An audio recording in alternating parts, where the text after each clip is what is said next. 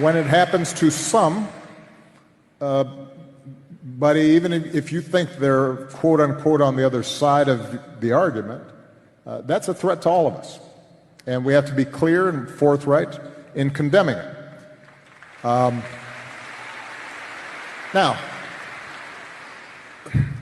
that doesn't mean that we can't have a debate about the ideas that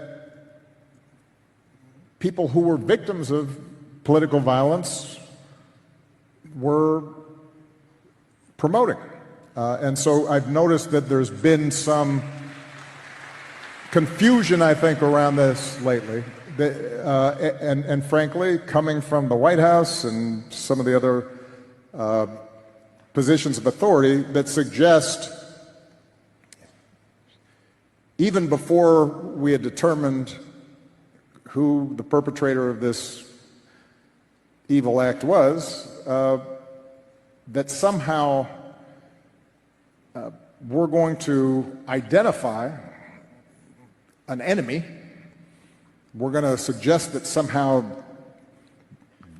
that enemy was at fault, and we are then going to use that as a rationale for trying to silence discussion around who we are as a country and what direction we should go. And that's a mistake as well. And so, look, obviously I didn't know Charlie Kirk.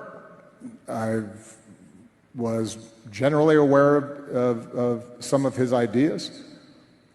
I think those ideas were wrong.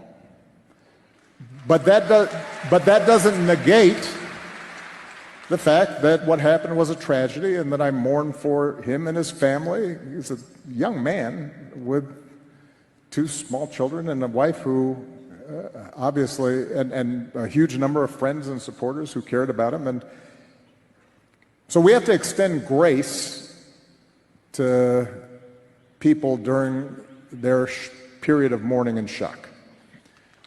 We can also, at the same time, say that I disagree with the idea that the Civil Rights Act of 1964 was a mistake. That's not me politicizing the issue. It's making an observation about who are we as a country. I can say that I disagree with the suggestion that my wife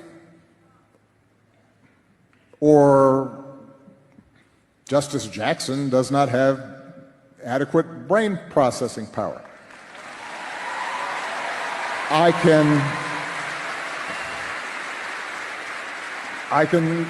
can say that I disagree that Martin Luther King was awful.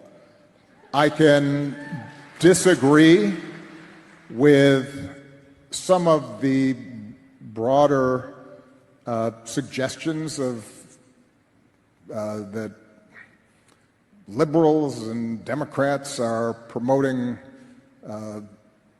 a conspiracy to displace whites and replace them by ushering in illegal immigrants.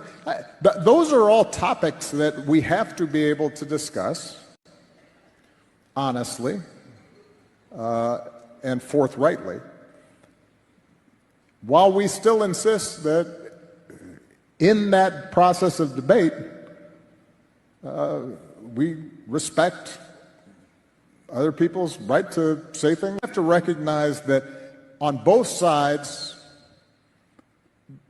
undoubtedly, there are people who are extremists and who say things that are contrary to what I believe are America's core values. But I will say that those extreme views were not in my White House. I wasn't embracing them. when it happened.